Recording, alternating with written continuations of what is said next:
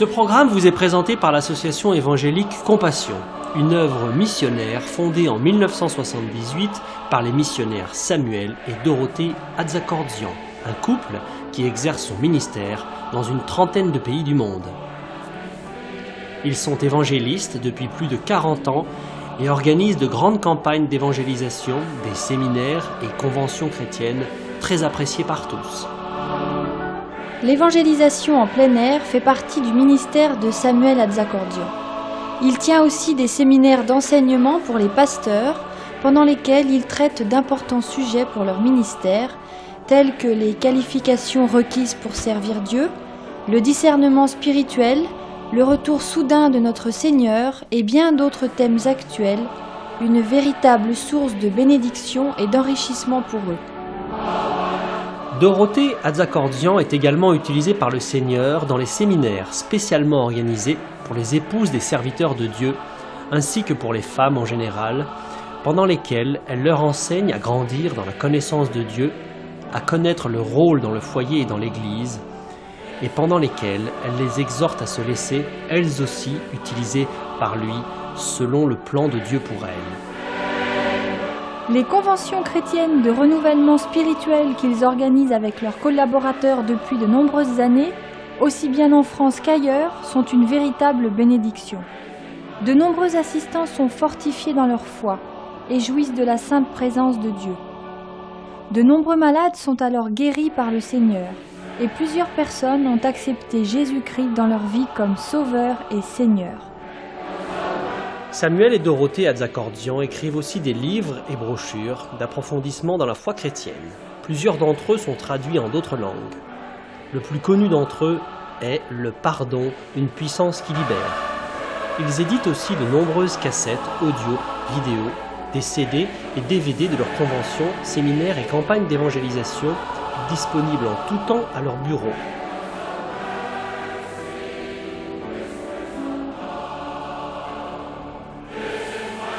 Leur site internet, très intéressant, vous permettra de mieux encore connaître leur ministère, de vous procurer régulièrement leurs messages d'édification, de lire de merveilleux témoignages d'intervention divine et aussi d'acheter en direct leurs nombreux articles. Si vous le souhaitez, une rubrique spéciale vous donne aussi la possibilité de devenir partenaire de l'œuvre Compassion, œuvre missionnaire internationale.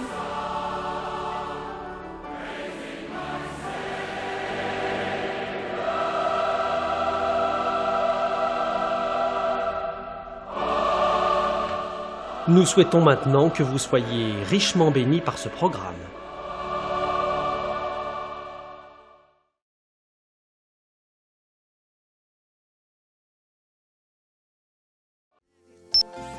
Nous lèverons nos mains vers toi, et nous te contemplons pour t'adorer. Nous lèverons nos mains vers toi, et nous te contemplons pour t'adorer. Nous lèverons nos mains vers toi, nous te contemplons pour t'adorer, Jésus.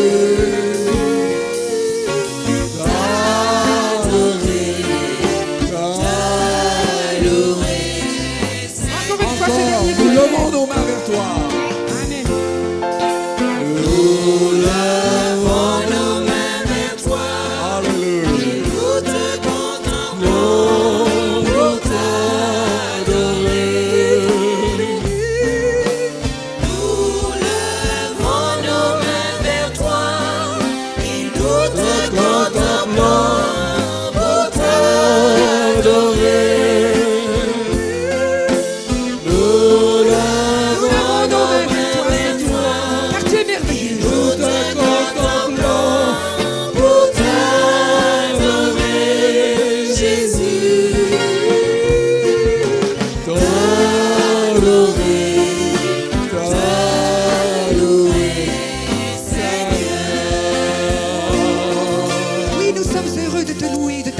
Seigneur. Adorons Car le tu es le Seigneur. centre de À haute notre vie, voix, remercions le centre Seigneur. de notre amour. À haute Nous voix. t'aimons, Seigneur. Adorons le Seigneur. Je t'aime.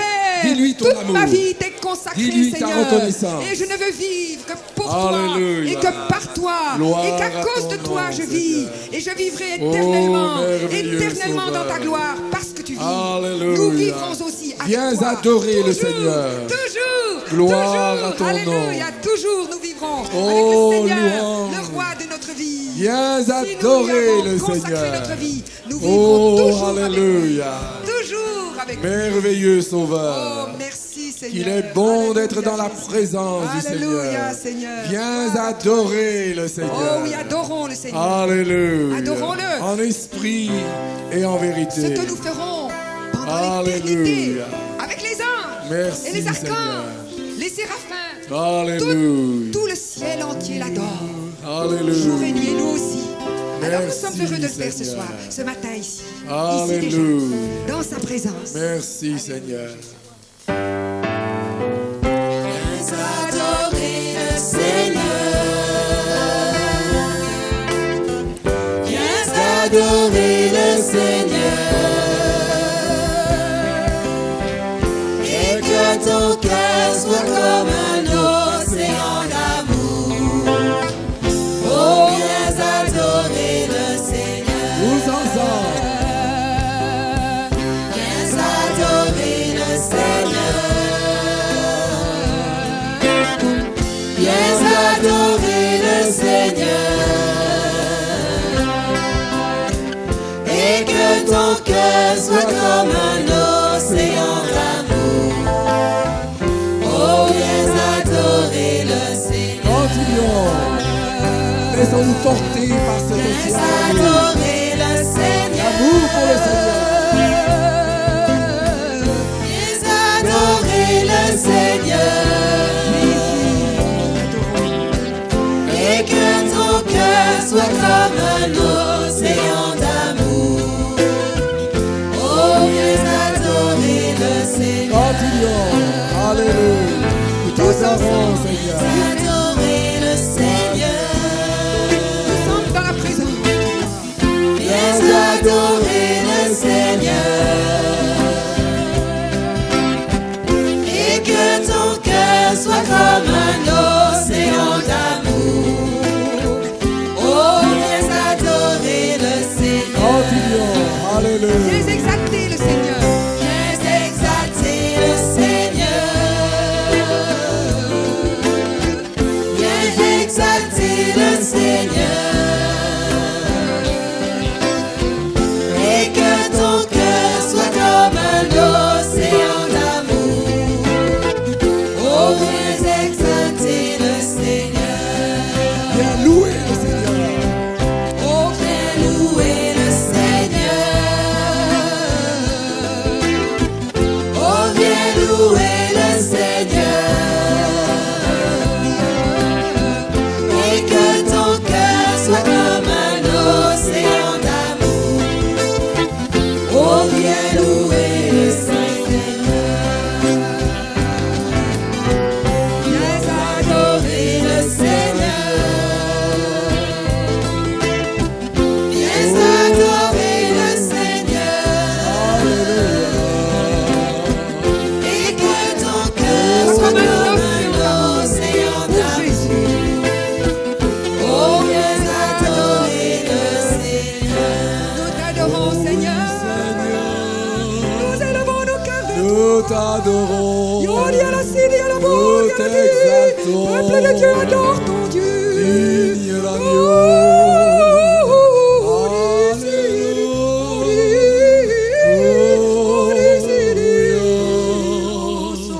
Oh, gloire à ton nom. Gloire à toi, Jésus.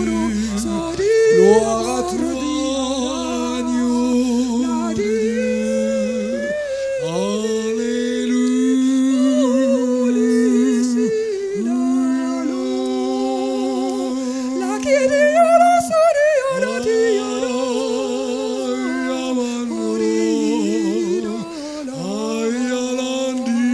Merci pour ta présence merveilleuse, ta présence douce, ta présence paisible, ta présence glorieuse.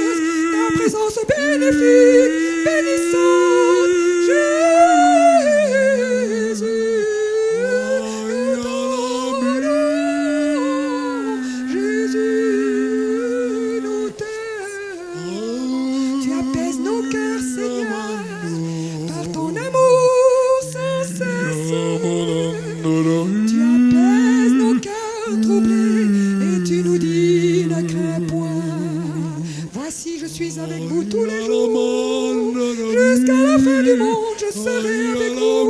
Peuple de Dieu, ne crains pas l'adversité, les circonstances difficiles, mais crains mon nom. Crains d'être privé de ma gloire. C'est tout ce que j'attends de Les toi. vagues de l'océan, l'amour de Jésus m'inonde. C'est incomparable amour donnant à mon cœur la paix profonde, comme les vagues de l'océan. L'amour de Jésus m'inonde. C'est incomparable l'amour donnant à mon cœur la paix profonde. L'amour de Dieu est répandu au milieu de nous.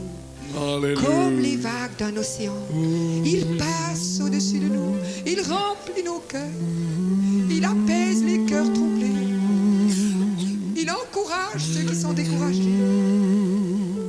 il enlève la crainte de ceux qui sont dans la crainte. L'amour parfait de Dieu bannit. Seigneur, nous voulons voir ta gloire. L'amour parfait de Dieu bannit la crainte. Et si l'amour de Dieu est au milieu de nous, la crainte s'en va. Peuple de Dieu, laisse couler cette vague d'amour du Seigneur sur toi, sur ton cœur, sur ton cœur angoissé, sur ton cœur troublé. Reçois l'amour de Jésus dans ton cœur. Il est plus fort que l'amour, que la mort. L'amour de Jésus est plus fort que la mort. Alléluia. Seigneur, nous voulons voir ta gloire. Descends en ce lieu parmi nous. Seigneur, nous voulons voir ta gloire. Descends en ce lieu parmi nous. Jésus, nous voulons voir ta face. Jésus, nous voulons voir ta face briller dans nos cœurs en ce jour. Jésus, nous voulons voir ta face briller dans nos cœurs en ce jour.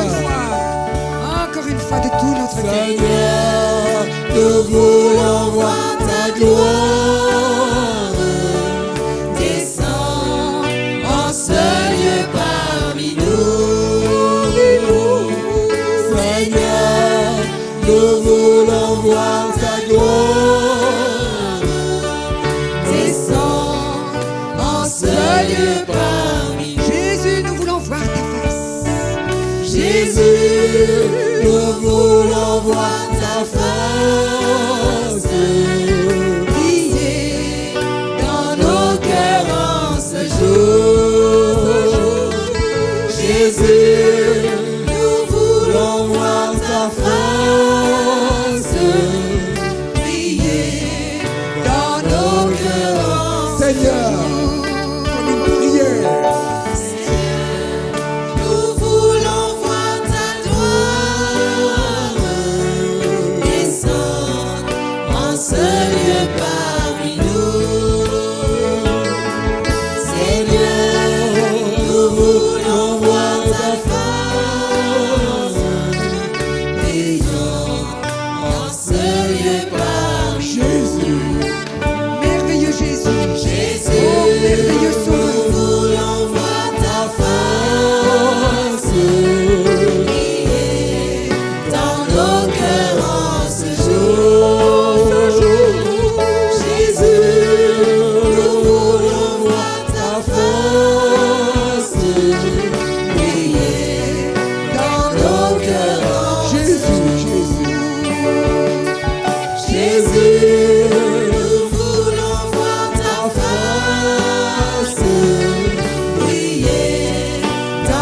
nos cœurs en ce jour. En ce jour, Jésus, Jésus, nous voulons voir ta face briller dans nos cœurs en ce jour.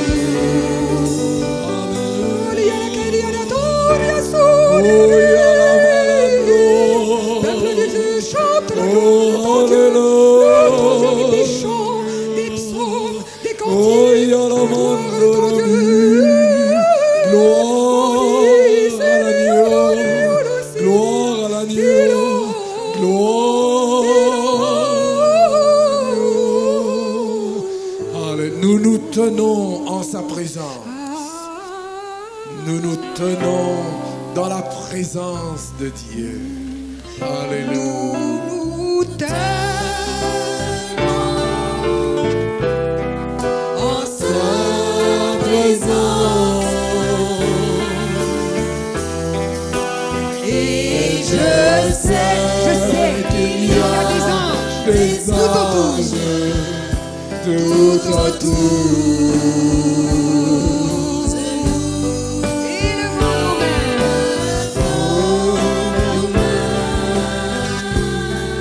Vers Jésus, nous nous tenons en sa présence. En cet instant, nous sommes dans la présence de Dieu. Continuons. Nous nous tenons en sa présence. Et je sais qu'il y a des anges tout autour. Alléluia, Seigneur. Élevons nos mains. Vers Jésus, nous nous tenons en sa présence, en cet instant. Continuons d'adorer le Seigneur. Nous nous tenons en sa présence. Et je sais qu'il y a des anges tout autour. Élevons nos mains vers Jésus. Nos mains vers Jésus, nous nous tenons en sa présence en cet Encore une fois. Instant. Encore une fois. Réalisons que nous sommes dans la présence du Dieu vivant. en sa présence.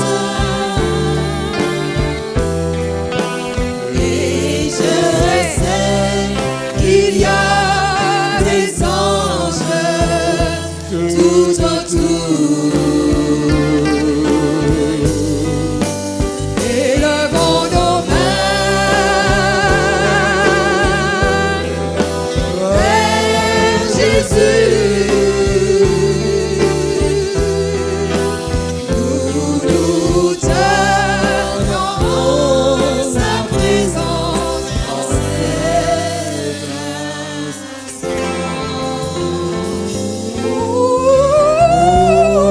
Alléluia. Entrons dans le sanctuaire. Alléluia. Entrons dans le sanctuaire. Entrons dans le sanctuaire où la présence du Seigneur demeure. Entrons.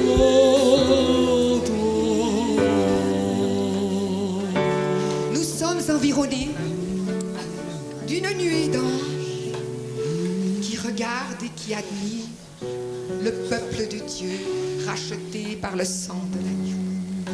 Eux n'ont jamais été rachetés par le sang de l'agneau. Et pourtant, ils adorent Dieu jour et nuit. Le Fils de Dieu n'a pas payé le grand prix comme il a fait pour nous. Comment pouvons-nous rester insensibles à un tel amour, à l'amour du Fils de Dieu? Les anges nous envient et ils nous observent et ils nous regardent avec admiration parce que nous sommes le fruit du sacrifice sanglant du Fils de Dieu cloué à la croix pour nous, pour chacun de nous. Alors ne fermons pas notre bouche alors que le ciel entier l'ouvre tout grand pour admirer, pour adorer celui qui est dit le Fils de Dieu livré pour nous. Entrons dans le sanctuaire, en nous laissant purifier par le sang qui au calvaire abondamment a coulé. Pour louer Jésus, adorer Jésus, contempler Jésus, glorifier Jésus. Pour louer Jésus, adorer Jésus, contempler Jésus, glorifier Jésus. Dans un esprit d'adoration, Entrons dans le sanctuaire, en nous laissant purifier par le sang qui au calvaire abondamment a coulé. Pour louer Jésus, adorer Jésus, contempler Jésus, glorifier Jésus. Pour louer Jésus, adorer Jésus, contempler Jésus, glorifier Jésus. Encore une fois, entrons dans le sanctuaire. Entrons dans le sanctuaire, en nous laissant purifier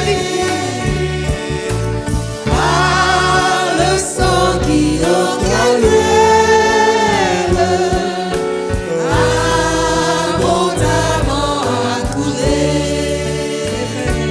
Pour louer Jésus, adorer Jésus, contempler Jésus, glorifier Jésus. Pour louer Jésus, adorer Jésus, contempler Jésus, glorifier Jésus.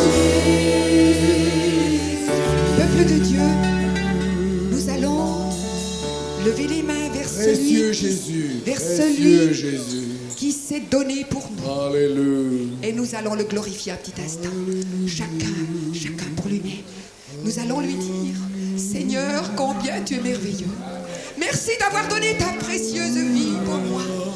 Merci Seigneur. Que chacun le fasse Je sais à sa place. que le ciel entier m'observe et me regarde. Seigneur, moi je ne veux pas être la dernière ni le dernier à te glorifier et à te dire merci. Je veux te dire merci, Fils de Dieu, de tout mon cœur, de toute mon âme, de toute ma force, de toute ma pensée. Tu aimeras le Seigneur ton Dieu, de toute ta force, de toute ton âme et de toute ta pensée. C'est ce que nous voulons faire, peuple de Dieu, ce matin. Il est digne d'être adoré ce matin, digne d'être élevé, digne d'être loué, digne d'être remercié. Ô Seigneur de gloire, toi qui as souffert l'agonie de la croix, toi qui as souffert l'abandon du Père à la croix, Seigneur, à cause de moi, Seigneur, merci d'avoir payé le prix de ma rançon. Merci de m'avoir racheté au prix de ton merveilleux sang. Tu as coulé pour moi. Merci pour les souffrances que tu as endurées à la croix. Merci Seigneur pour ta croix sanglante. Seigneur, je ne puisse oublier. Jamais, jamais je ne puisse oublier ce que tu as fait pour moi. Jamais. Tu m'as sorti de ma détresse. Tu m'as sorti de mon péché. Tu m'as sorti de ma souffrance. Tu m'as sorti de ma maladie. Tu m'as sorti de la mort spirituelle. Seigneur, ma mort. J'étais morte spirituellement. Et tu es venu pour me sauver, me sortir de la mort. Oh Jésus, Jésus, Jésus, Jésus. Jamais je ne te louerai assez. Toute l'éternité ne suffira pas pour te louer. Jamais, jamais je ne t'adorerai assez. Jamais, jamais, jamais, Seigneur du roi. Oh, je me réjouis d'être un jour devant ta face. Un jour, je serai devant toi. Un jour, je verrai ton regard se dresser vers moi, se tourner vers moi, et me dire, je t'ai aimé d'un amour éternel et je t'ai conservé ma bonté pendant tout ton séjour sur la terre. Pendant tout ton séjour sur la terre. Oh, nous t'adorons, Jésus. Nous t'adorons, roi de gloire. Alléluia, alléluia, Jésus. Oh, la calabalaya, salatache.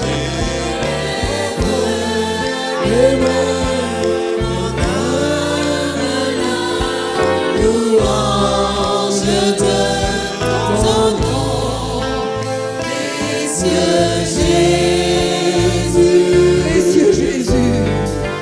précieux Jésus, Tendre Père, tendre Père, tendre Père, Oh,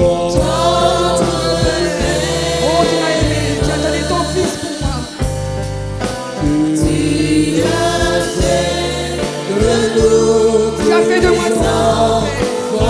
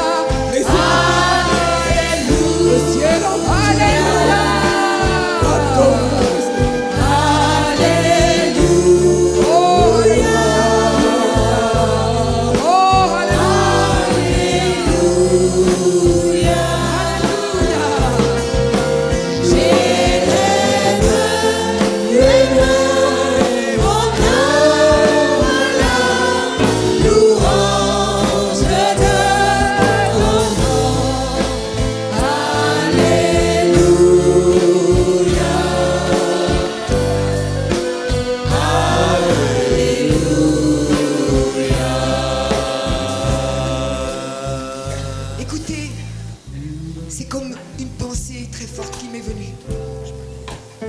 Dieu le Père a daigné, a accepté de se séparer de son Fils bien-aimé avec lequel il vivait depuis toute éternité. Il a accepté de perdre son Fils à cause de toi et à cause de moi. Il a accepté la séparation, la douleur de la séparation, afin que nous, qui étions des bâtards, nous devenions des fils à la gloire du Père. Nous voulons remercier le Seigneur. Alléluia. Chantons encore Alléluia. Nous allons continuer à Alléluia. notre Père.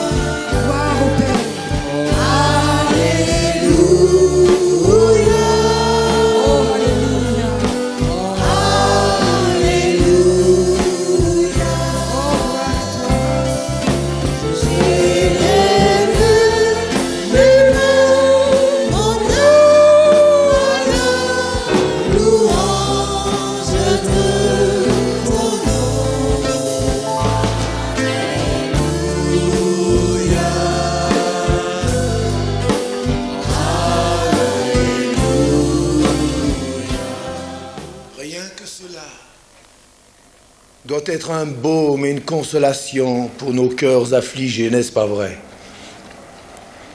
Et si Paul a parlé de la venue de Jésus, c'est pour dire que ne vous affligez point comme ceux qui n'ont point d'espérance. Rien que cette pensée devrait nous renouveler, nous fortifier et nous dire un jour, toutes ces souffrances prendront fin.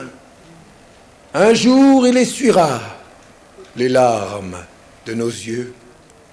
Il n'y aura plus deuil, plus de deuil, plus de mort. Les choses anciennes seront passées. Voici, toutes choses sont devenues nouvelles. Et ses serviteurs le serviront et l'adoreront. Alléluia. Amen. Amen. Que le nom du Seigneur soit béni. Et en attendant ce jour, nous devons être prêts pour ce jour et savoir surtout comment garder une foi saine et vivante jusqu'à la fin. Amen. Que je vous le dis souvent, ce n'est pas le tout de bien commencer, il faut aussi bien finir. Beaucoup de chrétiens ont bien commencé, mais on a l'impression qu'ils finissent mal, et même certains très mal. Donc, il n'y a rien d'acquis pour toujours. Nous devons croire et continuer de croire. Celui qui persévérera jusqu'à la fin sera sauvé. On ne peut pas se reposer sur ses lauriers et dire maintenant je suis sauvé, je peux maintenant me laisser aller, me laisser faire. Jamais, jamais, jamais. C'est l'attitude la plus tragique qu'un chrétien puisse avoir. Au contraire, nous devons toujours plus vivre plus près de son cœur, plus près de lui, plus près de sa volonté, pour faire ce qu'il veut et non ce que nous voulons. Ainsi, le titre de mon message est « Comment garder une foi saine ?» Je pèse chacun de mes mots. Une foi saine et vivante jusqu'à la fin. Comment ? C'est là toujours la question que nous devons nous poser. Comment garder cette foi saine ? Parce que la Bible dit que dans les derniers temps, certains abandonneront la foi. Le mot grec, c'est apostasieront. Il y aura l'apostasie de la foi. Paul dit aussi que certains se détourneront de la foi. Il y a donc tous ces combats qui sont là, et c'est pourquoi il nous dit « combat le bon combat de la foi ». Tu dois te nourrir des paroles de la foi. Alors comment garder cette foi vivante et saine jusqu'à la fin ? Pour cela, nous allons prendre l'exemple de quelqu'un que nous connaissons tous bien dans l'Ancien Testament. Une fois, j'avais prêché sur Enoch, qui marcha avec Dieu, mais ce matin, nous n'allons pas parler sur Enoch, nous allons parler d'un autre homme qui était juste aux yeux de Dieu, c'est Noé. Noé va nous donner les qualités d'une foi saine et vivante jusqu'à la fin. Puisque il était juste aux yeux de Dieu, sa foi a plu à son Dieu, il y avait donc en Noé des qualités qui doivent aussi se trouver en nous, pour plusieurs raisons. Mais d'abord, nous allons lire le passage qui concerne Noé, dans l'Épître aux Hébreux, au chapitre 11 et au verset 7. Hébreux 11, verset 7. C'est par la foi que Noé, divinement averti des choses qu'on ne voyait pas encore, est saisi d'une crainte respectueuse, construisit une arche pour sauver sa famille. Et c'est par elle qu'il condamna le monde et devint héritier de la justice qui s'obtient par la foi.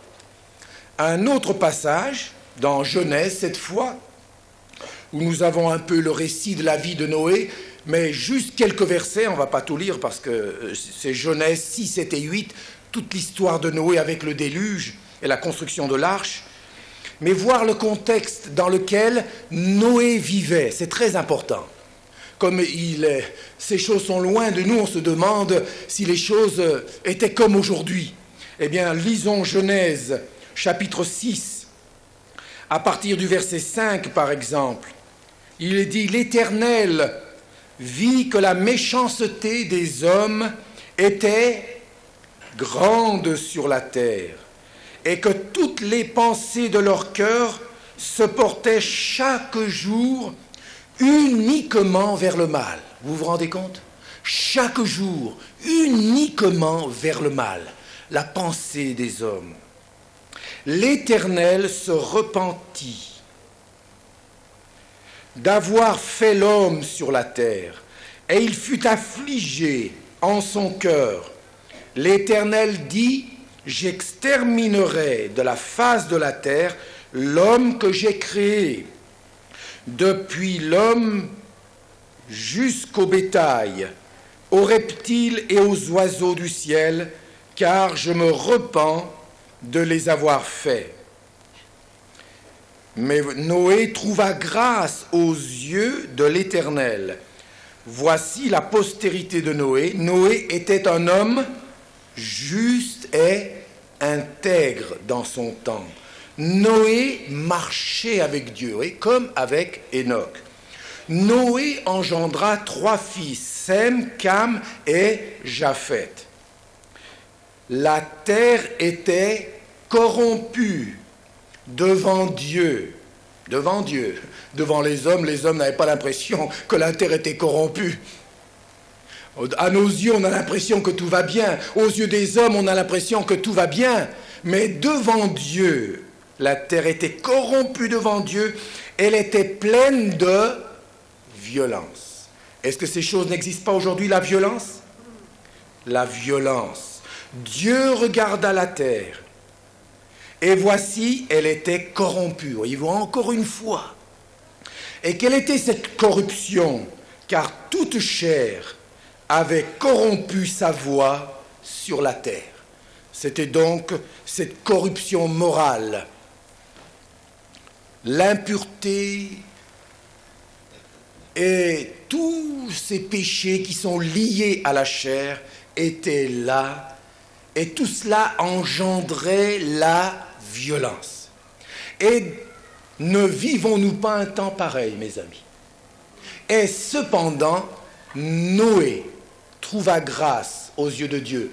C'était un homme juste et intègre. Voyez-vous, il n'y a pas d'excuse, même quand tout va mal autour de nous, vous ne pouvez pas dire « tout le monde fait ça, alors je fais aussi les choses ». Ça, c'est le monde qui parle ainsi, n'est-ce pas vrai? Dans le monde, c'est ce raisonnement-là. Ah, mais tout le monde ment, je mens. Comme adultère, presque tout le monde.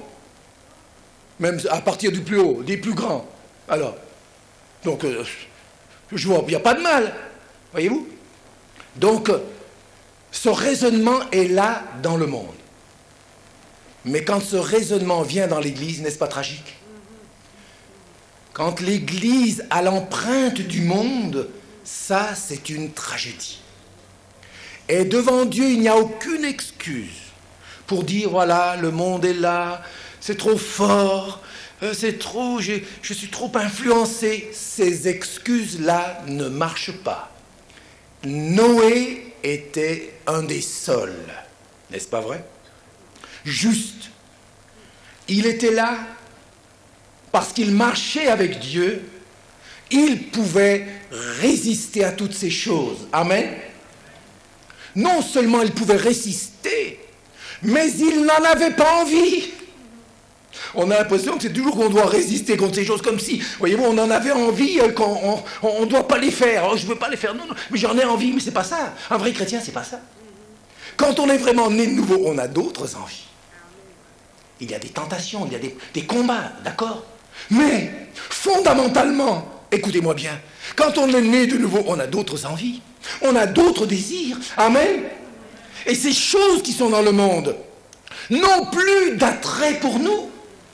C'est quand nous nous laissons aller que ces attraits commencent à prendre le dessus, n'est-ce pas vrai? Mais tant qu'on marche avec Dieu, tant qu'on est rempli de son esprit, tant qu'on est rempli de la parole de Dieu, on peut être tenté, mais cela ne pénètre pas. D'où l'importance d'avoir une foi saine, une foi vivante. Alléluia. Car celui qui est en nous est plus grand que celui qui est dans le monde. Alléluia. Amen. Voilà une vérité importante. Alors il n'y a pas d'excuse. Dire, ah, c'est comme cela maintenant, alors je n'y peux rien. Non. Cette excuse-là ne tient pas. Voyons pourquoi Noé, maintenant, a un message pour chacun d'entre nous. Son comportement était exemplaire. Et si nous voulons plaire à Dieu dans ces temps de la fin, observons quelques qualités indispensables. Avant de voir ces qualités, nous allons faire trois remarques concernant Noé. Noé vécut dans un temps de grâce. Et nous aussi. Il a construit l'arche, et d'après certains commentateurs bibliques, l'arche, la construction de l'arche et tout cela, et je veux dire, le temps qu'il a prêché et tout, ça a duré à peu près 120 ans. Vous vous rendez compte? Ce temps de grâce qui était là, 120 ans.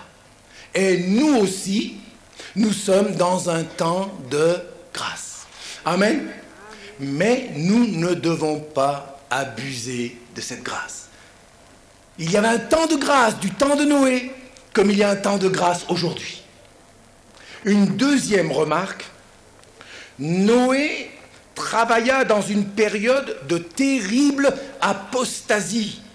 N'est-ce pas vrai? Quelle apostasie de son temps? Le seul juste, le seul intègre. Tout le monde avait abandonné Dieu. Et nous vivons aussi cette période d'apostasie. Amen. Mes amis, il nous faut nous rendre compte de ces situations. L'apostasie ne concerne pas les incrédules, les païens. L'apostasie concerne les chrétiens. On ne peut pas apostasier quelque chose qu'on ne connaît pas et qu'on ne possède pas. On apostasie de sa foi parce qu'on l'a possédée, mais qu'on l'abandonne. Et nous vivons ces temps-là aujourd'hui. Avec tout ce soi-disant réveil, entre guillemets, de Toronto, charismatique, ce réveil charismatique, Toronto, et Pensacola maintenant, en Amérique où ça se répand un peu de partout, il y a là l'apostasie qui pénètre dans les églises, et ce sont dans nos églises évangéliques, pentecôtistes, assemblées de Dieu, ça pénètre.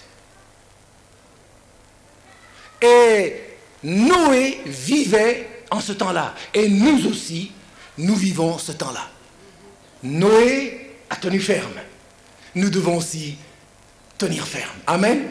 Nous allons voir tout à l'heure ces trois qualités. Enfin, c'est plusieurs qualités. Mais une troisième remarque. Noé vécut et travailla à la fin d'une dispensation. C'est-à-dire qu'il était le dernier. Après lui, c'était le déluge. Beaucoup de gens disent, après moi, c'est le déluge. Non, non. Il n'y a que Noé qui pouvait dire ça. Et sa famille. Après moi, c'est le déluge. Non, non, non, c'est pas... Noé pouvait le dire. Après moi, c'est le déluge. Donc, c'était quoi? C'était la fin d'une dispensation. Et un autre déluge arrive, mes amis. Ce ne sera pas un déluge avec l'eau, parce que la Bible dit que Dieu ne fera plus jamais ça, mais c'est un jugement. Le jugement par le feu.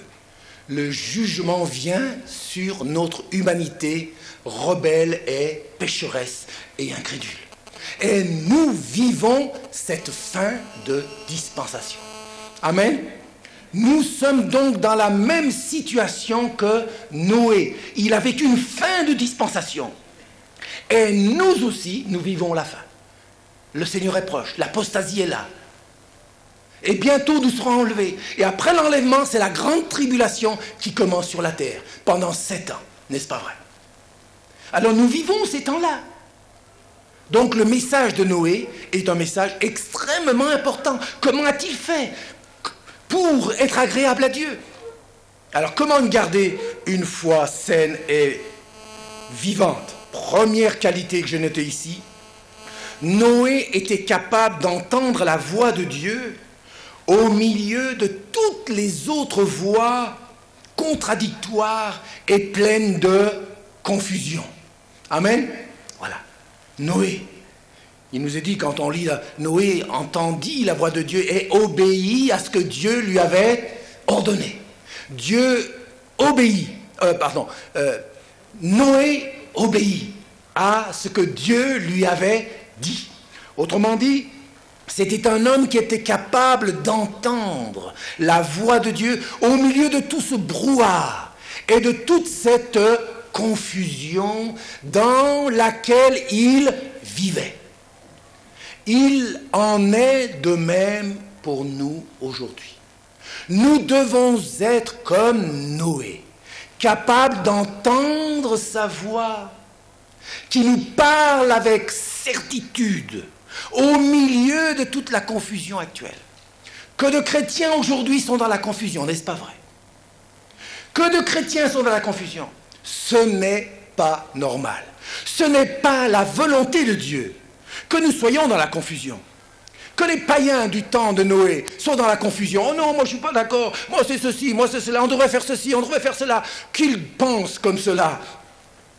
Ils ne connaissent pas Dieu. Mais pour Noé, il n'en était pas ainsi. Amen. Ça, la voix de Dieu était la parole finale. Dieu l'a dit et maintenant je dois mettre en pratique ce qu'il a dit. Alors, au milieu de nous, dans l'Église en général, beaucoup de confusion. Les chrétiens ne savent plus où donner de la tête. Ah, mais j'ai entendu un pasteur qui dit ça. J'ai entendu un prophète. Oui, il y a des prophètes maintenant aussi. Il y en a qui se donnent, et même des super prophètes qui nous viennent d'Amérique. Tout cela, ça vient. Et leurs livres sont là. Du Rick Joyner, Paul Cain, Mike Bickle, ce sont des livres qui se vendent dans les milieux maintenant, et ce sont des gens qui se disent prophètes dans tous ces milieux charismatiques, et ce sont des prophètes qui ne croient pas à l'enlèvement, qui ne croient pas à la grande tribulation, qui ne croient pas qui pensent que nous sommes dans le millénium maintenant, et que le diable est lié. Alors voilà ces enseignements qu'ils apportent. Et ça commence à pénétrer dans beaucoup d'églises. La confusion est là. Mais comment sortir de cette confusion? Bon, il faut être comme Noé. Oui, dans le Nouveau Testament, il y a un groupe de personnes qui étaient comme Noé. Acte 17, 11, c'était les chrétiens de Bérée. Les chrétiens de Bérée, ils examinaient chaque jour dans les Écritures pour voir si ce que Paul leur disait était conforme à la parole. Acte 17, 11. Voilà, mes amis, chers amis chrétiens, s'il y a une confusion quelque part, c'est parce que la parole des hommes a plus de poids que la parole de Dieu dans ta vie. Écoutez-moi bien, dans ces milieux charismatiques où on dit que Dieu fait de nouvelles choses et avec de nouvelles révélations, de nouvelles expériences, qu'est-ce qu'on dit? Mais on dit que Dieu, la parole de Dieu, c'est bien la parole de Dieu. Mais quand vous leur dites, mais la parole, mais c'est écrit, oui, ils y croient. Mais le problème, c'est qu'ils ne croient pas que la parole de Dieu est l'autorité finale. C'est là qu'est la ruse. Ils y croient, mais ils en ajoutent. Et c'est là qu'est le danger, c'est là qu'est le piège. Et vous savez, quand on ajoute quelque chose à la parole et qu'on retranche, vous savez ce qu'il est écrit à la fin? Ouais, j'ose pas vous le dire, hein. C'est écrit ça. Alors, ajouter quelque chose ou retrancher quelque chose à ce qui est écrit, c'est le jugement de Dieu très sévère sur ces personnes. On ne joue pas avec ces choses. Dire que je crois à la parole de Dieu n'est pas suffisant. Il faut dire que cette parole de Dieu est la seule parole de Dieu finale. Il n'y a plus rien à retrancher et plus rien à ajouter. Et si dans ce qu'on voit et ce qu'on entend, il y a quelque chose qui n'est pas conforme à ce que Jésus et les apôtres ont prêché ou pratiqué, nous devons le rejeter. Amen. Et c'est ainsi que la confusion s'en ira. La voix de Dieu. Dieu nous parle au travers de sa parole, mais encore il faut que cette parole ait l'autorité finale, soit l'autorité finale. Amen. Ça c'est très important. Et c'est, voyez-vous, les chrétiens de Bérée, je pense que c'est même Paul, certainement, qui leur avait dit « Vérifiez, vérifiez ». Oui, mais aujourd'hui, oulala, ces soi-disant apôtres, ils sont loin de vous dire « Vérifiez ». Quand ils vous voient que vous feuilletez un peu votre Bible, tu n'as pas à vérifier. C'est le Saint-Esprit, c'est tout. Tu n'as pas à contrôler, obéis, sinon tu résistes à Dieu. Loin de vous pousser à vous aider, à contrôler ce qu'on prêche, ce qu'ils prêchent, ils font des menaces. Et ils disent, tu dois accepter cela, comme Dieu nous a parlé, c'est une révélation. Et c'est ainsi qu'on menace les gens. Et que les gens sont dans la crainte et dans la confusion. Mais Paul n'agissait pas ainsi. Et on voit que dans le contexte, qu'au contraire, il leur a dit, mais vérifiez tout ça dans les Écritures. Et chaque jour, il vérifiait l'enseignement de Paul. Et c'est ainsi qu'ils étaient loués, ces hommes, ce groupe des chrétiens de Bérée. Et c'est ainsi que nous devons être. La voix de Dieu doit être la voix finale. La parole de Dieu doit être la parole finale. Dieu n'ajoute rien d'autre. Nous en avons assez dans la parole de Dieu. Amen. Il n'y en a pas assez là-dedans. Dans cette Bible, est-ce qu'il n'y en a pas assez? Il y en a assez. Il y a tout ce qu'il faut pour que nous puissions vivre une vie chrétienne heureuse, victorieuse. Est-ce que pour être heureux, il faut tomber par terre et se rouler par terre maintenant? Et aboyer comme un chien? Ou rugir comme un lion? Et les chrétiens applaudissent quand ils voient cela. Cela est un autre évangile. Les apôtres n'ont jamais fait de telles choses. Et le Seigneur Jésus n'a jamais enseigné de telles choses. Amen. Noé entendit la voix de Dieu au milieu de toute cette confusion. Pourquoi? Parce que ce que Dieu avait dit, pour lui, c'était la parole de Dieu finale. Mon frère, ma sœur, il faut que cette parole soit l'autorité finale. Si les apôtres ou le Seigneur n'ont pas prêché ou pratiqué ce que vous entendez, ce que vous voyez, vous devez le rejeter. C'est ainsi que vous garderez la paix et que la bénédiction de Dieu sera avec vous.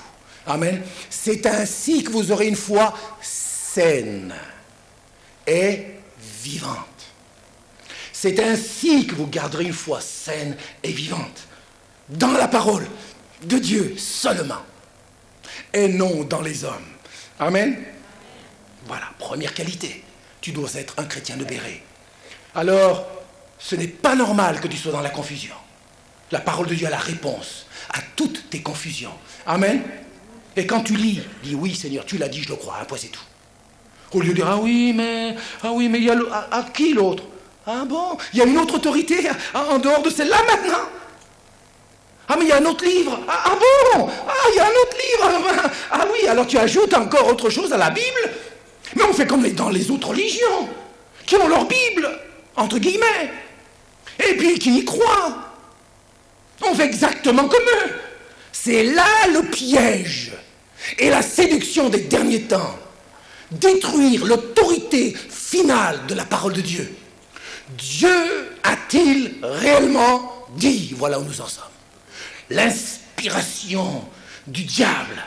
Adam et Dieu a-t-il réellement dit? Il met le doute sur cette parole.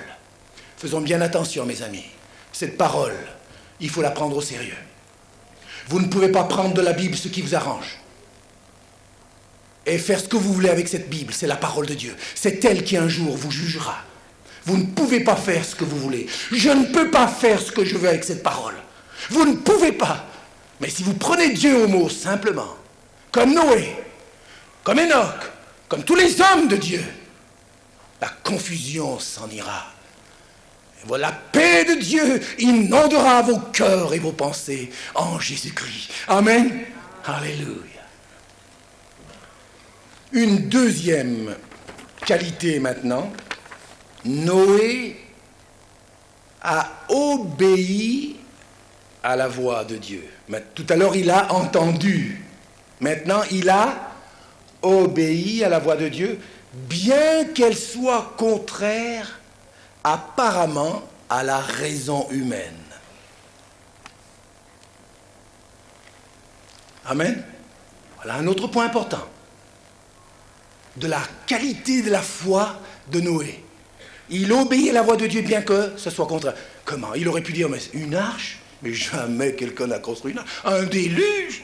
Mais il aurait pu dire, mais Seigneur, c'est pas possible, qu'est-ce que tu es en train de me raconter? Mais oui, il fallait qu'il ait de la foi, vous êtes d'accord avec moi? Il ne fallait pas qu'il questionne le Seigneur en disant, mais c'est quoi ça? Mais j'ai jamais vu ça. Non, c'est pas possible. Non. Voyez-vous, il a obéi la voix malgré les raisonnements humains qui pouvaient venir. Et c'est là qu'on voit une foi saine et vivante. Voyez, encore une fois, la parole de Dieu a le dessus sur nos raisonnements. Ah oui, mais et ceci, mais cela, mais c'est pas possible, mais ceci, c'est possible, et n'importe quoi. Et on a là, nos raisonnements sont là. Mais Noé a obéi, malgré ces raisonnements de l'homme, contraires à ce que Dieu dit. Il a cru et il a obéi. Amen. Et laissez-moi dire une chose. C'est celui qui, en définitive, obéira, qui sera vainqueur et qui sera sauvé et qui aura pris le meilleur parti. Amen. Alléluia.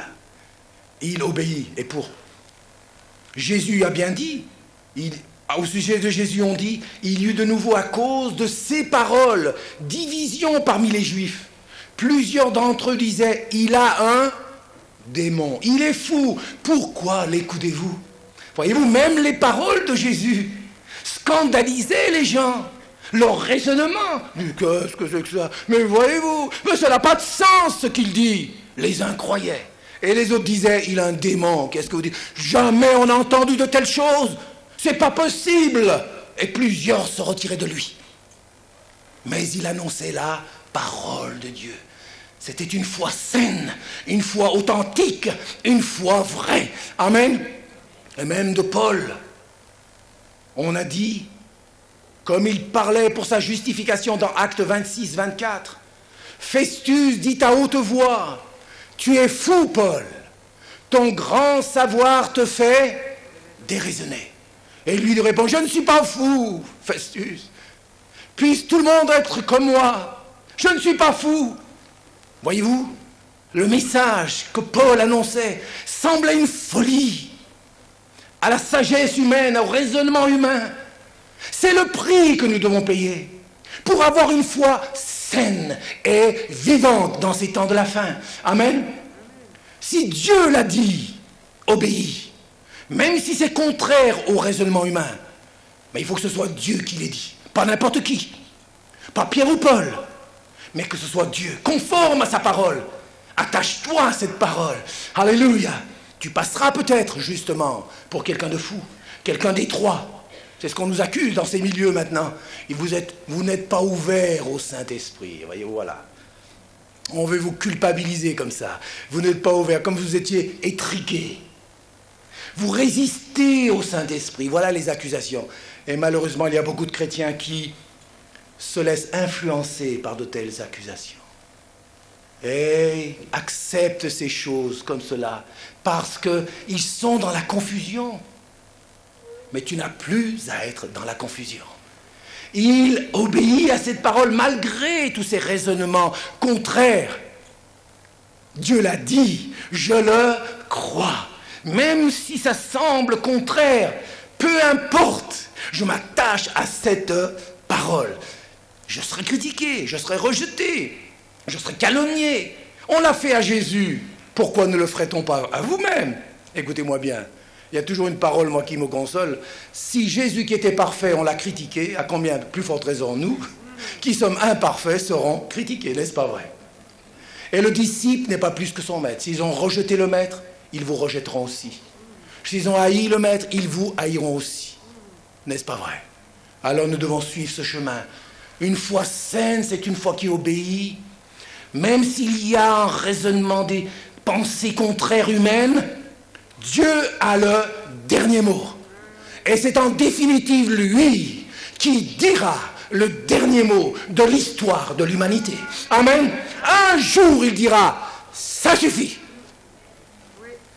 Maintenant, le royaume de Dieu est entre les mains de Dieu et de son Fils Jésus-Christ. La comédie a assez duré, c'est terminé. Et Dieu va entrer en scène pendant cette grande tribulation. Un jour, Dieu interviendra. Soyons de son côté, mes amis. Mais en attendant, on est rejeté. Ne pensez pas que foule est synonyme de vérité. Certains chrétiens sont trompés par cela aussi. Parce qu'ils voient la foule. Mais regardez comme ils sont nombreux. Regardez, il y a tant de pasteurs, des milliers de pasteurs. Il y a des milliers de chrétiens. Est-ce qu'ils peuvent tous se tromper? Ils peuvent se tromper. La foule n'est jamais un synonyme de vérité. Jésus n'a-t-il pas dit large est le chemin qui mène à la perdition, mais étroit est le chemin qui mène à la vie? Il y en a peu qui le trouvent. Étroit est le chemin qui mène à la vie. Étroit, c'est Jésus qui l'a dit, c'est pas moi. Alors, vous allez dire, il est étroit d'esprit. Non, il n'est pas étroit d'esprit, le Seigneur. Il dit cela tout simplement parce qu'il connaît le cœur de l'homme. Et que c'est une réalité, c'est ainsi, un point c'est tout. C'est ainsi une qualité de foi saine et vivante. Il a entendu cette voix. C'est par la foi que, divinement averti de ces choses qu'on ne voyait pas encore et saisi d'une crainte respectueuse, construisit une arche.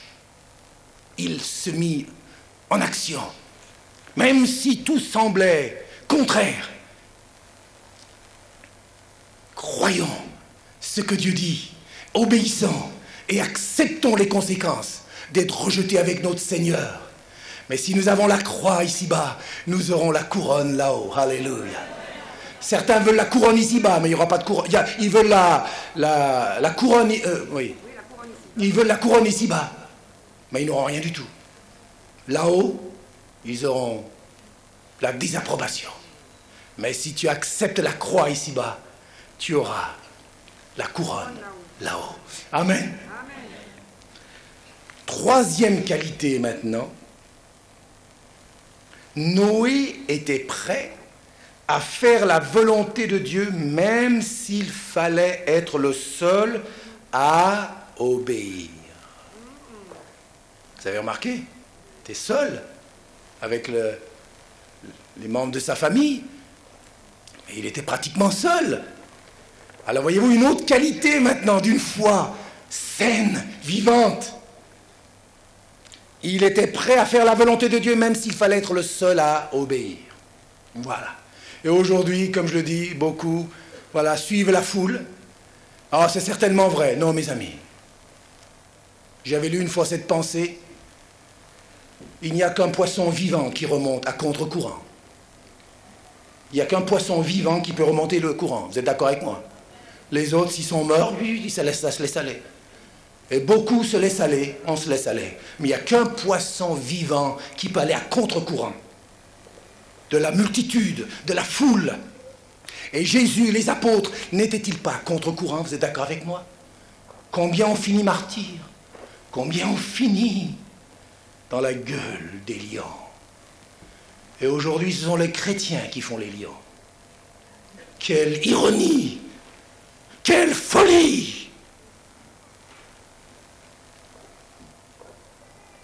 Mes amis, soyons du côté du Seigneur et de sa parole, et nous ne le regretterons jamais. La foule n'est pas synonyme de vérité. C'est la parole de Dieu qui compte. Et en général, le Seigneur a bien parlé d'un petit troupeau, n'est-ce pas vrai? Ne crains pas, petit troupeau, car c'est à vous que le Père a destiné le royaume. C'est ainsi, il en est ainsi. C'est pourquoi ne nous laissons pas influencer. Et Noé ne s'est pas laissé arrêter par la foule ou la multitude. Vous devez être comme Noé. Même si vous deviez être la seule personne ici à Paris qui puisse obéir au Seigneur, vous devez être cette personne-là. Avez-vous compris? Avons-nous compris?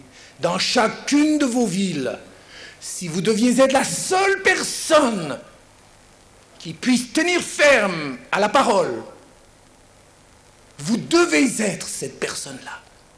Voilà la foi de Noé. N'est-ce pas merveilleux? Et c'est cela qui a réjoui le cœur de Dieu. Ne dites pas que cela est impossible. Dieu accorde toujours une grâce dans ces temps de difficulté. Dieu n'abandonne jamais ses fidèles, jamais, jamais. Le bon berger est toujours près de ses brebis. Quand elles sont en danger, le bon berger est toujours là. Sa houlette et son bâton nous rassurent. Amen. Que le nom du Seigneur soit béni. Et quand le loup rôde, le bon berger est là, avec son bâton, pour détruire le loup ou le lion qui rôde. Alléluia. Même si tu étais le seul, tu dois obéir. Tu n'auras aucune excuse devant Dieu en disant « Seigneur, il y a avec moi, qu'est-ce que tu veux ?» Ça ne pouvait pas durer longtemps.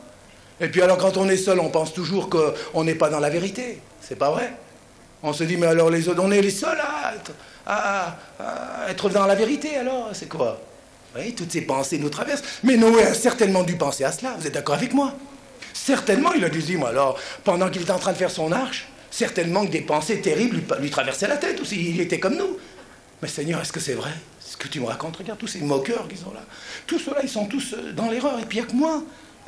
Et puis, mais c'est vrai, Seigneur. Oui, le combat est là. Mais la vérité était du côté de Noé, parce que lui était du côté de la parole de Dieu. Amen. Ainsi, mes amis, il n'y a aucune excuse, même si tu es le seul dans ta famille. Dieu te demande de rester fidèle et ferme. Même si tu es le seul dans ta ville, dans ton quartier, Dieu te demande de rester ferme et fidèle. Même si tu es le seul dans ta ville, dans ton pays. Et nous ne sommes pas seuls. Élie pensait qu'il était seul. Et Dieu, qu'est-ce qu'il lui a dit? Il y en a 7000 qui n'ont pas fléchi les genoux devant Baal.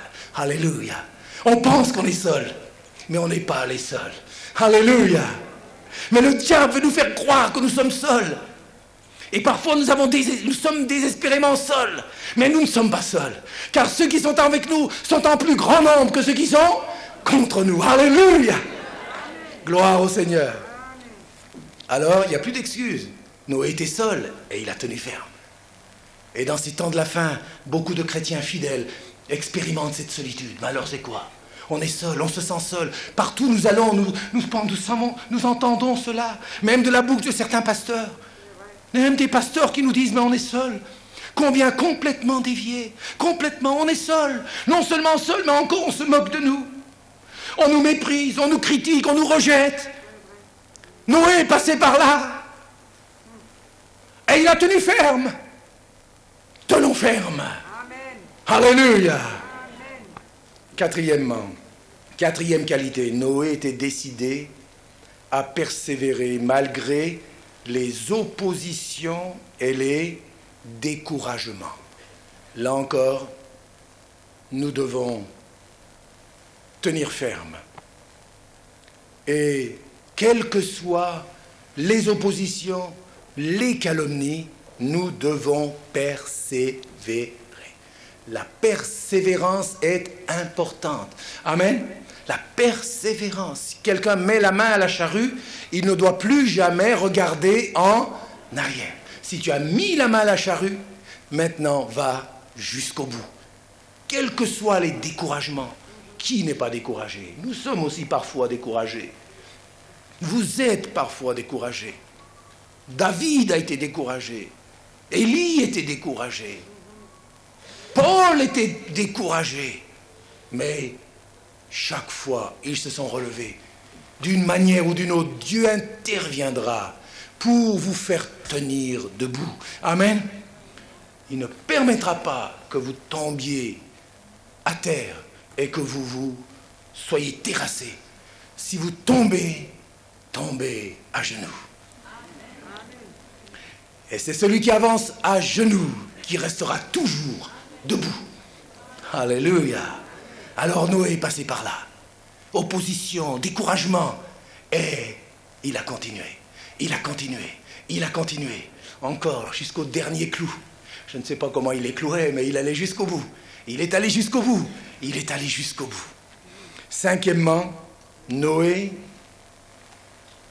était prêt à accepter le jugement de Dieu sans questionner sa justice. Voilà une autre qualité d'une foi saine et vivante. Noé a accepté le jugement de Dieu qui venait sans questionner sa justice. Dites-moi, il aurait pu poser des questions. Noé, vous êtes d'accord avec moi? Il peut dire, Seigneur, mais quand même, tu vas juger tout le monde comme ça? Où est ta justice? Là, tu vas trop fort. Là, c'est trop fort. Non, c'est pas possible. C'est pas une arche, et tu vas détruire tout le monde. L'eau sur toute la terre, animaux et tout. Mais les animaux, qu'est-ce qu'ils ont fait? Là, regarde ce beau petit chat, là, il est gentil. Tu vois aussi. Oui, si on commence à discuter un petit peu. Et Noé avait la bonne attitude. Attention, nos sentiments peuvent nous trahir et nous détruire. Et Noé était prêt à accepter le jugement de Dieu sans jamais questionner sa justice. C'était incompréhensible. C'était apparemment dur. Mais n'oublions pas que Dieu est un Dieu d'amour, mais aussi un Dieu de sainteté et de justice. Amen. Sinon, il ne serait pas Dieu.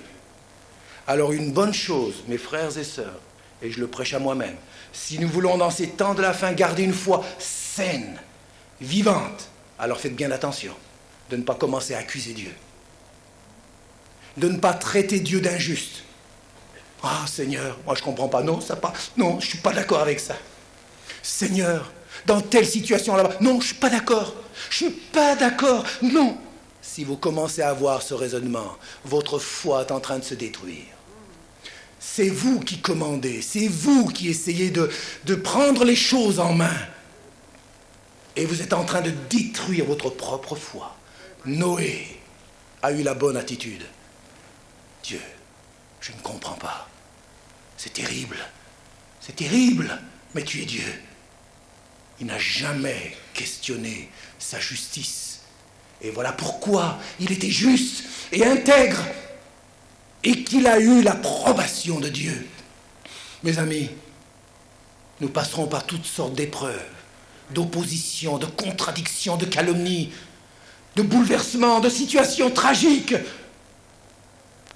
Dieu vous éprouve pour voir comment vous allez réagir, si vous allez questionner sa justice ou si vous allez vous soumettre à lui en lui disant « Seigneur, tu ne te trompes jamais. Il n'y a point d'injustice dans le Dieu d'Israël et dans notre Dieu. Aucune injustice. Es-tu certain de cela ?» Noé était certain. Beaucoup d'entre nous, nous nous posons des questions et indirectement, c'est Dieu que nous accusons. Non, je ne peux pas accepter ça. Non, ce n'est pas juste. Vous voyez, comme si nous, on était plus justes que Dieu en plus. On se prend plus juste que Dieu. Mais tu ne vois pas le revers de la médaille. Tu ne vois que les choses sous un point de vue humain. Dieu est en train de travailler pour l'éternité. Ce que tu ne comprends pas maintenant, tu le comprendras plus tard. Et un jour, quand il t'expliquera tout, et surtout cet événement, cette expérience tragique, qui pour toi était tragique, tu vas comprendre que tu en avais exactement besoin, parce que c'est cela qui t'a gardé à ses pieds. Ici-bas, tu rouspétais, mais là-haut, tu vas l'adorer. Et tu lui dis, oh merci Seigneur. Je ne savais pas qu'il y avait ceci qui m'attendait. Oui, j'ai dû intervenir. Parce que ton chemin allait sur un chemin de perdition et de déviation. J'ai dû t'arrêter d'une manière ou d'une autre. Nous ne comprenons pas tout. Ce que nous ne comprenons pas maintenant, il nous l'expliquera plus tard. Ne questionne jamais sa justice. Dieu ne se trompe jamais. Amen. Et ta foi sera saine, vivante et paisible. Amen. Dieu est souverain.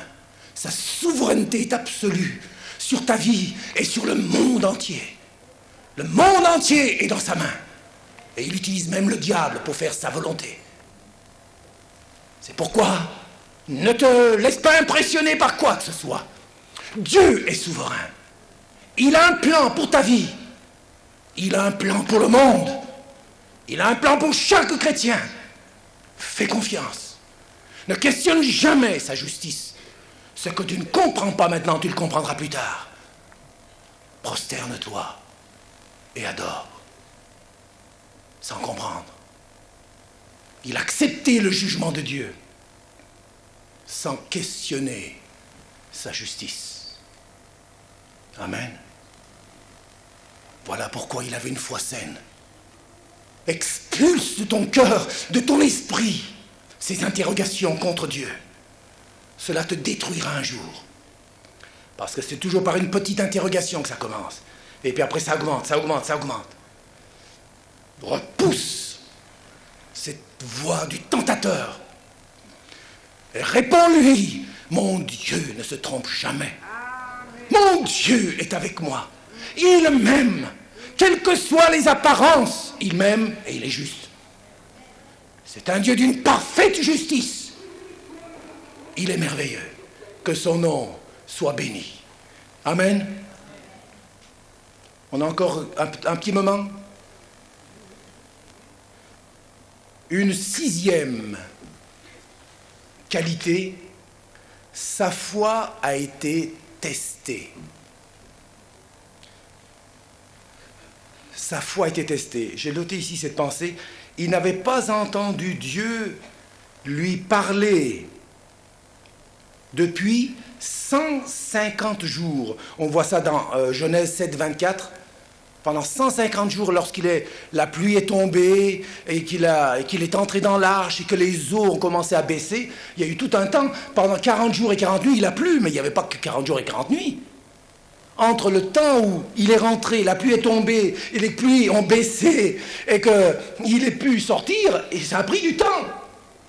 Ça a pris 150 jours. Donc combien? 5 fois 3, 15, 5 mois. 5 mois. Et Dieu ne l'a pas averti pour lui dire, attention, dans 150 jours, je reviendrai. Je vais te parler. Non, non, c'était l'inconnu. Il est entré dedans, mais il ne savait pas quand est-ce qu'il pouvait sortir. C'était un temps d'épreuve pour lui. C'était un temps d'épreuve. Dieu ne lui avait pas dit quand ça finirait. Et c'est là que sa foi a été éprouvée. Et à un moment donné, il est dit, c'est dans Deutéronome 9, je crois, sauf erreur, Dieu se souvint, ou 8, Dieu se souvint de Noé et de sa famille. À un moment donné, Dieu, qui est fidèle à sa parole, intervient. Mais il y a tout un temps d'épreuve. C'est pourquoi nous aussi, Dieu nous fait passer par des épreuves. Il ne nous dit pas quand ça finira. Mais un jour, ça finira. Un jour, il se souviendra de toi. Et laisse-le agir comme lui a décidé. Amen. Non pas comme toi tu le penses, mais comme il l'a fait pour Noé. Il a éprouvé sa foi. Et il était là dans cette... quand est-ce qu'on va sortir d'ici? Ça fait 150 jours qu'il ne me parle plus. Est-ce qu'il est contre moi? Est-ce que j'ai fait quelque chose qui était mal? Et il aurait pu penser toutes sortes de choses. Mais Dieu, où es-tu? Pourquoi tu ne m'as pas dit quand tu reviendrais? C'était terrible pour lui. Dieu a permis ça. Et pendant tout ce temps-là, il est resté près de Dieu et il a continué d'obéir. Et Dieu l'a visité. Dieu s'est souvenu de lui. Et nous aussi, parfois, c'est le silence. C'est le silence. Nous ne savons pas quoi faire. C'est le silence, on a l'impression que Dieu ne répond pas. Que faut-il faire? Dieu est en train d'éprouver ta foi. Tu dois faire comme Noé, t'approcher de Dieu et continuer de croire, de faire confiance et d'obéir. Et lui, en son temps, il se souviendra de toi. Amen. Il se souviendra de toi. Il récompensera ta foi. Comme il le voudra, quand il le voudra, mais il le fera. N'est-ce pas merveilleux? Alléluia. Et pour terminer, c'était donc une foi éprouvée. Et maintenant, septièmement, Dieu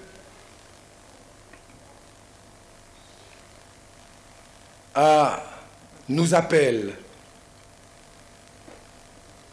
à avertir, comme il a appelé Noé, d'avertir les incroyants du terrible jugement qui vient sur l'humanité rebelle et incrédule. Dieu nous demande d'avertir aussi le monde, ou ceux qui nous entourent, du jugement qui vient. C'est là notre responsabilité. N'ayons pas peur de le dire. C'est là quelque chose qui va arriver. Il nous faut avertir autour de nous. Amen.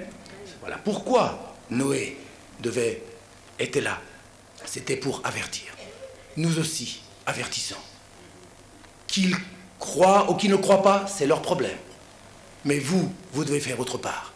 Le dire, avertir. Le jugement arrive. On ne se moque pas de Dieu. Ce qu'un homme sème, il le récoltera. Un jour, le jugement viendra. La grande tribulation, le jugement, chacun passera en jugement devant Dieu. C'est là le message de Noé pour chacun d'entre nous. Nous vivons la fin d'une dispensation. Bientôt, il va venir nous chercher. Et les jugements terribles vont venir sur cette terre. Soyons comme Noé. Ayons cette foi saine, vivante, réelle, courageuse et authentique. Amen. Et c'est ainsi que nous serons prêts lorsqu'il reviendra nous chercher. Que le nom du Seigneur sois béni. Amen. Prions le Seigneur quelques instants. Alléluia. Seigneur, merci encore pour cet exemple de Noé que tu nous donnes. Combien tu veux nous parler Amen, Seigneur. au travers de cette vie qui t'a glorifié. Alléluia. Nous avons vu ses qualités et tu veux qu'elles soient en nous.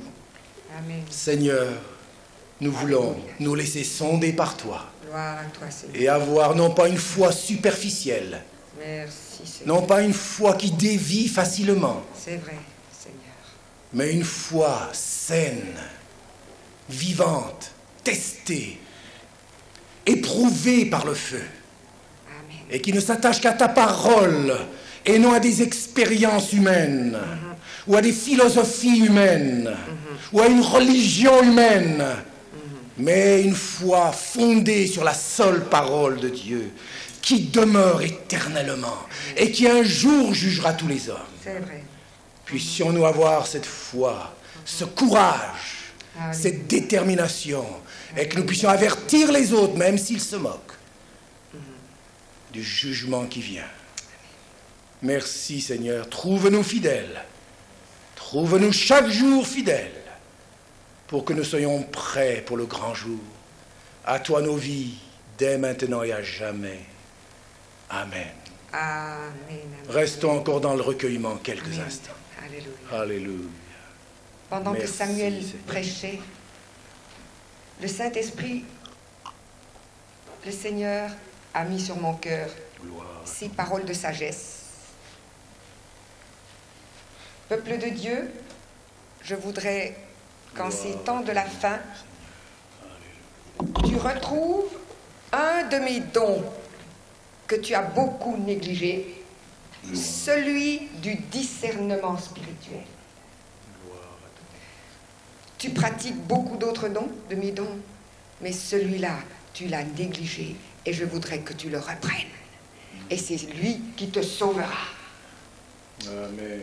de la séduction qui est là et qui vient. Une deuxième pensée, peuple de Dieu, je voudrais qu'en ces temps de la fin, tu portes davantage les fruits de mon esprit. En particulier, celui de la maîtrise de toi-même, que tu as aussi négligé. Et ce n'est pas mon esprit, dit le Seigneur, qui pour t'humilier te fera rouler par terre et te fera te comporter comme un chien. Ce n'est pas mon esprit. Ce n'est pas l'esprit de la maîtrise de soi. Vous savez que le Seigneur, quand il nous reprend, c'est par amour. Vous le savez, c'est parce qu'il nous aime. Il ne veut pas que nous nous fourvoyions dans des égarements pas possibles, qu'on attribue à son Saint-Esprit et qui ne sont pas du Saint-Esprit. Et troisième pensée, Samuel en a parlé de long en large pendant son message. Mais une pensée de Dieu sur laquelle le Seigneur veut appuyer dans ces temps de la fin, c'est que nous soyons prêts à marcher seuls avec Dieu. Que nous cessions de suivre, de croire et d'obéir aveuglément à un mouvement, à une église ou à un pasteur.